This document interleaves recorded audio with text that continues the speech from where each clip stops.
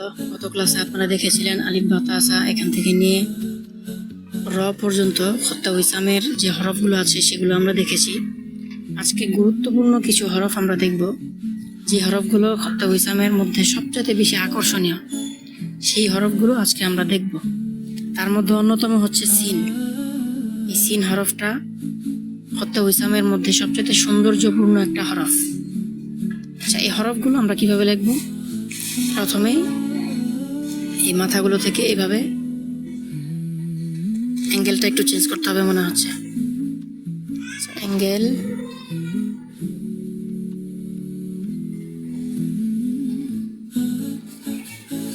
এখানে আমরা রাখি জাস্ট 14 রাখলাম। 14তে না উল্টা হচ্ছে, তাহলে আমরা -14 দিলাম। -14। আচ্ছা, এবার দেখি কেমন হয়। কালার থাকবে নীল। বাস, সুন্দর হয়েছে। যদিও লেখাটা একটু বেশি বড় হয়েছে, সমস্যা নয়। এটার জন্য আমরা যদি সাইজটা কমাই নিই, 20 পিক্সেল রাখলাম সাইজটা। এবার যদি আমরা ড্র করি, মোটামুটি চলে। দেখছেন, এক টানের মধ্যে কি সুন্দর হয়ে গেল। সিনের মাথাটা লেখার সময় একটু সাবধানের সাথে লিখতে হবে। একেবারে সিনের মাথাটা এরকম সোজা টান না, আবার একেবারে বেশি হিবিজিবি এরকমও না, ঠিক আছে? দেখেন, আমি যে লাইনটা টানছি একেবারে নিখুঁতভাবে একটু সামান্য একটু বাঁকা রাখা হয়েছে। তারপরে সিনের এই অংশটা, এখানে আমরা ডাবল লাইন টানবো। এখান থেকে এই পর্যন্ত একটা টানলাম, তারপর এখান থেকে এই পর্যন্ত আরেকটা, একটু নিখুঁতভাবে ওই কার্ভটা খেয়াল রাখবেন যে বাঁকা অংশটা কিভাবে কি হইল। আচ্ছা, তারপর এই অংশটা আপনারা চাইলে একাধিক ব্রাশ অথবা একাধিক সাইজ ব্যবহার করে করতে পারেন, অথবা মুদিব যে ব্রাশগুলো আছে সেটা দিয়ে এক ব্রাশেই করতে পারেন। আচ্ছা, এটা আমি এক ব্রাশে নিলাম। এখন যদি এটার সাইজটা একটু চেঞ্জ করি, সাইজ না, দুঃখিত, অ্যাঙ্গেলটা।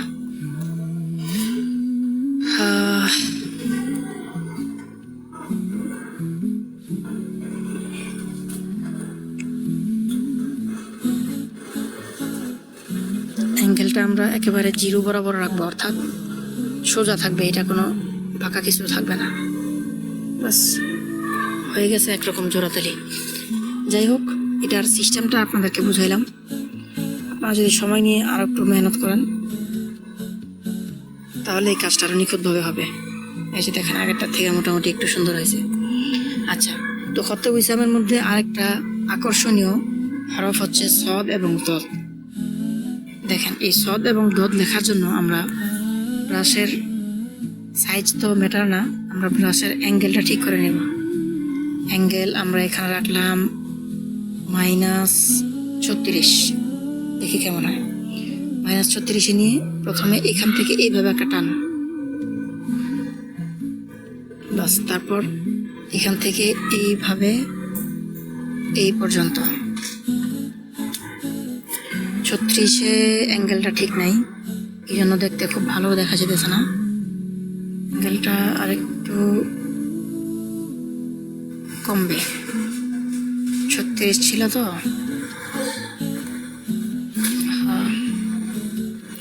21-এ আনলাম। হ্যাঁ, এবার আশা করি আগের থেকে একটু ঠিক হবে।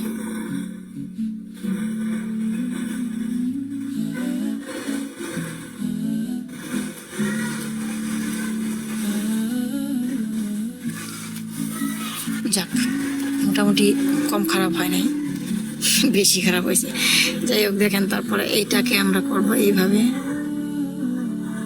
এইভাবে এখানে এসে ছেড়ে দেব, এবং আগের ওই নিয়ম অনুযায়ী এখান থেকে আবার একটু অ্যাঙ্গেল পরিবর্তন করে করতে পারি, অথবা এটা রাখলাম সিন আর সদের টান যেহেতু একই, এইভাবেই থাকলো। তারপরে হচ্ছে তো, এই তো হরফটা খত্তা ইসামের একটা বিশেষ বৈশিষ্ট্যপূর্ণ হরফ বলতে পারেন। এটাও দেখেন আমরা কিভাবে লিখি। এটার জন্য আমাদের অ্যাঙ্গেল দরকার একেবারে 0-র কোটায়।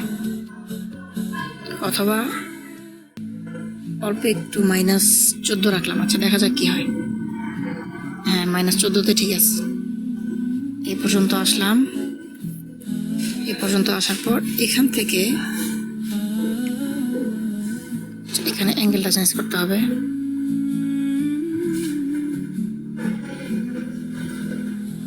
এই অ্যাঙ্গেলটা হবে 32।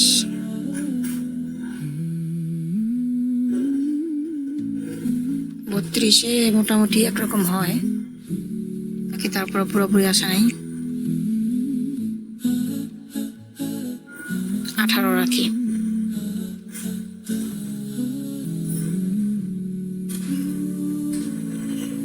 মোটামুটি ঠিক আছে। তারপরে আলিফ তো আপনারা শুরুতে লিখেছেন, ওইটাই থাকলো এখানে। তারপরে যদি আরেকবার দেখাই সংক্ষেপে, আলিফের মধ্যে আমরা অ্যাঙ্গেল রাখতেছি -14। বাস হয়ে গেল তো। তারপরে আরো একটি গুরুত্বপূর্ণ হরফ, গুরুত্বপূর্ণ বলতেছি এই জন্য, মানে এটা অন্যান্য হরফ থেকে বা আমাদের প্রচলিত যে হরফ, অর্থাৎ আমরা যেটা সাধারণত কোরআন শরীফের মধ্যে দেখেছি, এটা থেকে একটু ব্যতিক্রম। আচ্ছা, এটার জন্য আমরা প্রথমে ব্রাশের অ্যাঙ্গেলটা ঠিক করব। আইন লেখার সময় অ্যাঙ্গেল হবে -43 দিয়ে দেখে কি হয়। না, আরো একটু চেঞ্জ করতে হবে।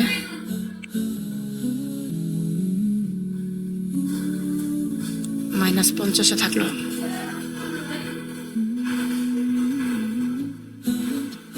তারপরেও হয় নাই।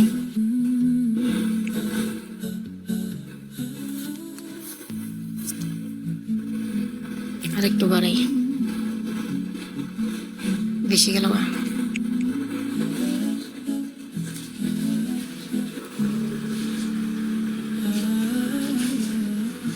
একটু বড় করি, তাহলে লিখতে সুবিধা হবে।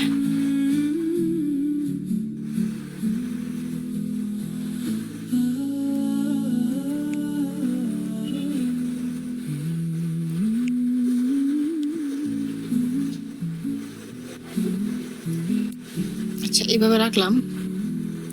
বাকি এখানে আরো একটু কাজ করার দাবি রাখে, আমি রাখলাম এভাবেই। তো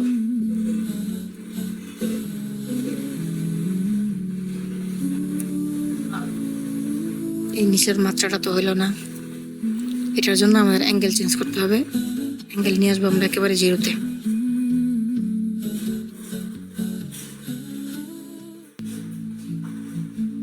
এই তো,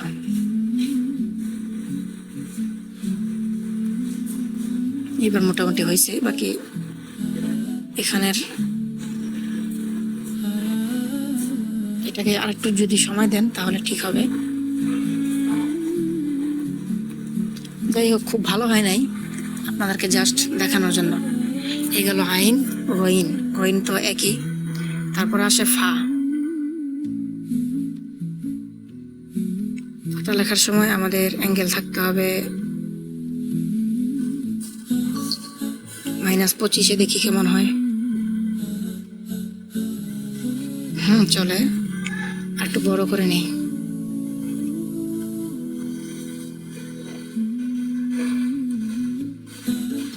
আপনারা যারা সরাসরি হাতে কলমে কাজ করতে চান, আপনারা কিন্তু একই সিস্টেমে এই কাজগুলো করতে পারবেন। আমি ইতিপূর্বে একটা শর্ট ভিডিও দিছিলাম, ওইখানে 10 টাকা দামের কলম কেটে তারপরে কিভাবে ক্যালিগ্রাফি করি সেটা আপনাদেরকে শর্ট আকারে দেখানো হয়েছিল। আপনারা যদি বিস্তারিত চান যে কলম কিভাবে কাটবেন, এ বিষয়ে যদি আরো বিস্তারিত আলোচনা চান, তাহলে আমাকে কমেন্টে এখনই জানান। যদি আপনাদের বেশি আগ্রহ পাই, তাহলে কলম কিভাবে কাটবেন এবং বাঁশ এগুলো নিজে কিভাবে কেটে কারো কাছ থেকে কেনা ব্যতীত কোনো টাকা খরচ করা ছাড়াই নিজে নিজে কিভাবে করতে পারেন, এটার জন্য আপনারা যদি চান আমি ভিডিও আনতে পারি সামনে।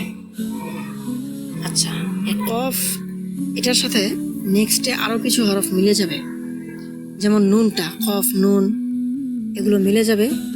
লামটাও অনেকটা মিলবে। আচ্ছা, এটা যেহেতু মিলার সম্ভাবনা আছে, এই জন্য আমি একটু আলাদা করি, নতুন একটা লেয়ার নিলাম। আচ্ছা, কফ লেখার সময় আমাদের এখান থেকে একটা মাত্রা আগে আনতে হবে।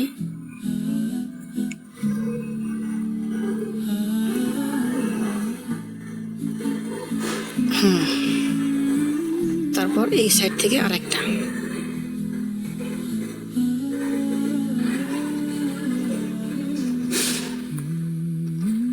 এখানে এসে আমি থেমে গেলাম। তারপর চাইলে এখান থেকে এভাবে আনতে পারি। একটু অ্যাঙ্গেল চেঞ্জ করতে হবে আগে। অ্যাঙ্গেল আমি রাখলাম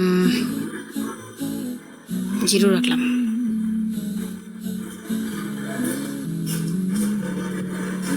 হয়ে গেল, একটু 19-20 হয়েছে। বাকি পদ্ধতি এটাই, আর এইভাবেই করতে পারেন। আচ্ছা, এই গেল কফ। নোক্তাটা দেখালাম না, কারণ নোক্তাটা একেবারেই সহজ। তারপর নোক্তাটা আমি আপনাদেরকে আরেকটা শর্ট পদ্ধতি দেখাই।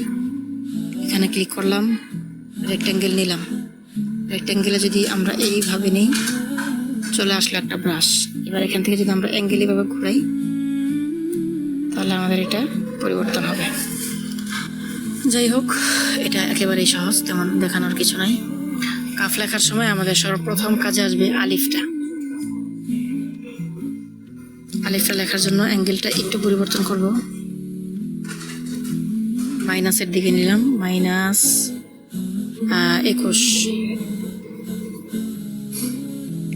দুঃখিত, আমি এটা সরাই নাই। হ্যাঁ, এবার ঠিক আছে। এই হলো আলিফ। দেখছেন কি সহজ মনে হইতেছে না? একটা টান দিলাম আর হয়ে গেল। কইরা দেখেন, তারপরে বুঝতে পারবেন কেমন লাগে। অবশ্যই প্র্যাকটিস করবেন, প্র্যাকটিসের উপর আর কিছু হয় না। এই গেল কাফ। আর কাফের মাঝখানের যে পেট আছে একটা জিলাপি, এটাও ওই একই পদ্ধতি। জাস্ট এভাবে টানবেন, এ পর্যন্ত আনবেন। এখান থেকে উল্টা সাইড থেকে আর টানতে পারেন সহজের জন্য। বাস, হয়ে গেল কাফ। একরকম হইলো আর কি, পুরোপুরি হয় না, এটা জাস্ট বোঝানোর জন্য। কাফ লেখার সময় এখান থেকে এতটুকু একটা, আবার এখান থেকে, আচ্ছা এই লেজি টুলটা একটু বেশি হয়ে গেছে, তো এটা আমি একটু রেডিয়াসটা একটু কমায় নিলাম।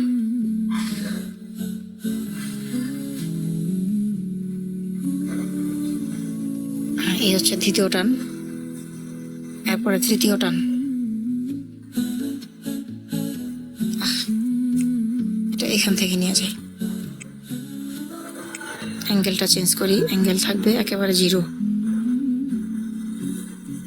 অ্যাঙ্গেলে এটা লেখা হবে। বাস, হয়ে গেল কাফ। এবার লামের ক্ষেত্রে আপনি কফের এটাই কাজে লাগাইতে পারেন। পার্থক্য হচ্ছে শুধু প্রথমে একটা আলিফ থাকবে।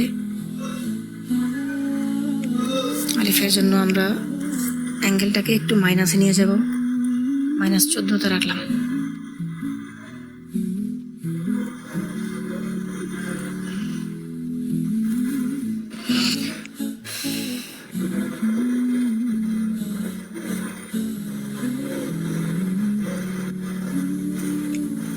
এখান থেকে আবার এই সাইডেরটা আমি অ্যাঙ্গেল 0 রাখতে পারি।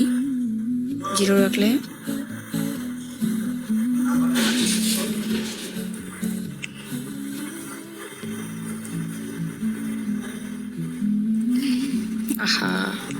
যাই হোক, আপনারা আশা করি বুঝতে পারছেন।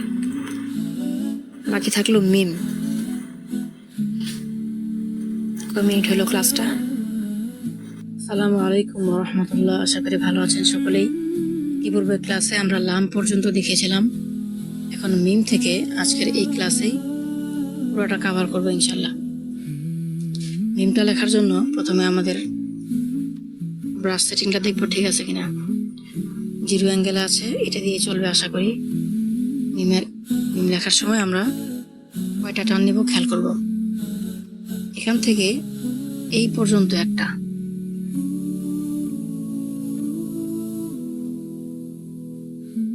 মিম লেখার সময় অনেকে 2 ভাবে লেখে। একটা হচ্ছে এখান থেকে, আমি এখন মাত্র যেটা দিলাম, এখান থেকে একটা সরাসরি টান নেবে, নিয়ে নিচের দিকে দিবে, এটা হচ্ছে একটা। আরেকটা হচ্ছে এখানেও একটু বাঁকা থাকবে, এরকম করে, এরকম। আপনার কাছে যেটা বেশি ভালো লাগে আপনি করতে পারেন। আচ্ছা, তারপরের অংশটা করতে আমাদের লাগবে মুদিব শ্রেণীর ব্রাশগুলো। উইসাম মুদিব।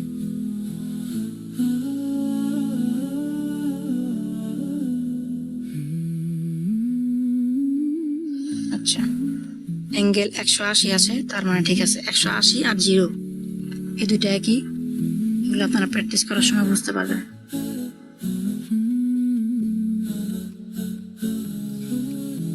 এই গেল মিম। পরের মিমও একই, মুদিব দিয়ে করতে পারেন। এভাবে নিয়ে এসে এই পর্যন্ত। এরপরের মিম যেটা আছে, মাথা তো একই, এই জন্য মাথাটা আমি বারবার দেখাইলাম না। তো এটা এভাবে নিয়ে এই যেভাবে টান দিবেন, হয়ে গেল। আচ্ছা, এটা একটা পদ্ধতি। অবশ্য আর একটা পদ্ধতি আছে, ওটা একটু কঠিন বা একটু ঝামেলা মনে হইতে পারে। সেটা হচ্ছে আমরা নর্মাল যে ব্রাশ থাকে উইসামের, এই নর্মাল ব্রাশ নিব। নর্মাল ব্রাশটা নিয়ে তারপরে এখান থেকে যথারীতি এই পর্যন্ত টান দিয়ে নিয়ে আসবো। আনার পর আমরা এখানে কাজে লাগাবো ইরিজ ব্রাশটাকে। আচ্ছা, ইরিজ ব্রাশটা যে কত দূর, বাপরে এত বড় ব্রাশ এটা।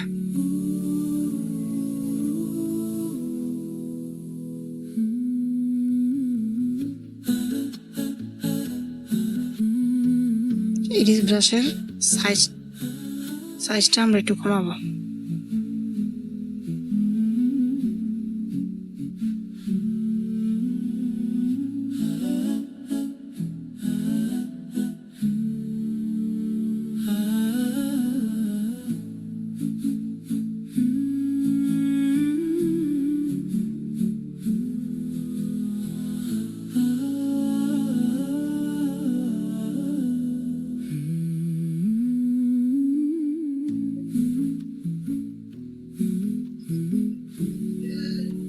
আচ্ছা,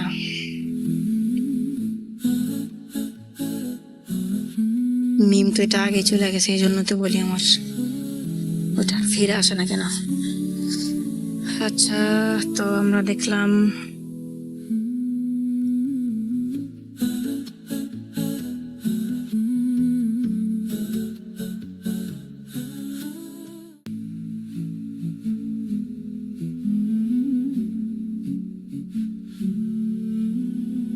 সাইজটা আশা করি ঠিক আছে। এবার লেয়ার একটা নিলাম নতুন, তারপরে মিম। আচ্ছা, মিমের প্রথম পদ্ধতিটা তো দেখাইছিলাম, মুদিব শ্রেণীগুলো থেকে যে কোনো একটা ব্যবহার করবেন, অথবা যে নর্মাল ব্রাশ আছে সেখান থেকে এভাবে এই পর্যন্ত নিয়ে আসবেন। এই পর্যন্ত আনার পর ইরিজ ব্রাশটা নিয়ে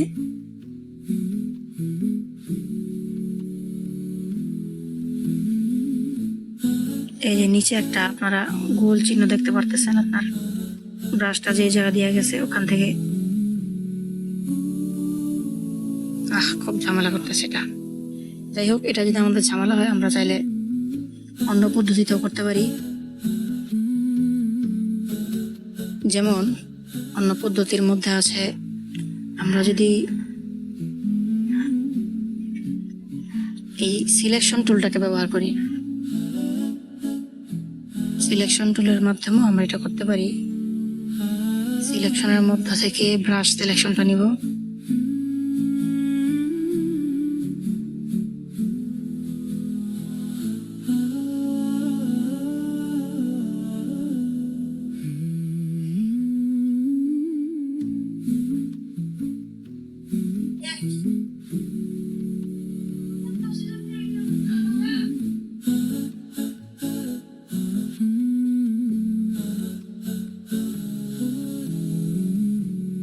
আমার ফোনে ব্রাশটা ঠিক মতো কাজ করলো না, এই জন্য আমরা পলি টুলটাকে নিলাম।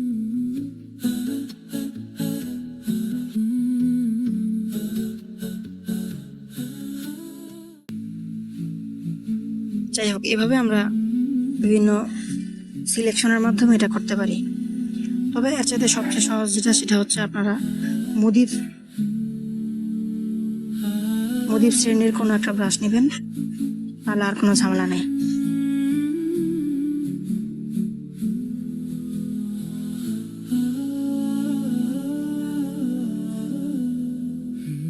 তারপর নুনটা তো দেখানো হয়েছে অনেকটা। তারপরে কয়েক রকমের হা আছে এখানে, এই হাগুলো লিখবেন। আশা করি আপনাদের বোঝার কথা, যতটুকু দেখানো হয়েছে সেই ওটার অনুযায়ী আপনারা এখন নিজেরাই করতে পারবেন।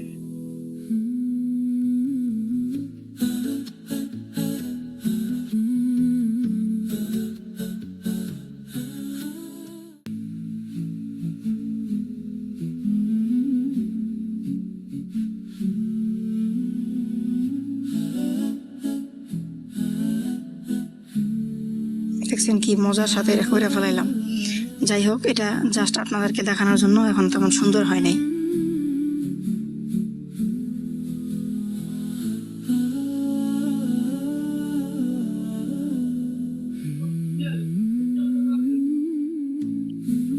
এই গেল হায়ের পর্ব। তবে হায়ের মধ্যে এই হাটা সবচেয়ে বেশি ব্যবহার হয়। এটার জন্য আপনাদের অ্যাঙ্গেলটা প্রথমে ঠিক করতে হবে। অ্যাঙ্গেল রাখতে হবে জিরোতে।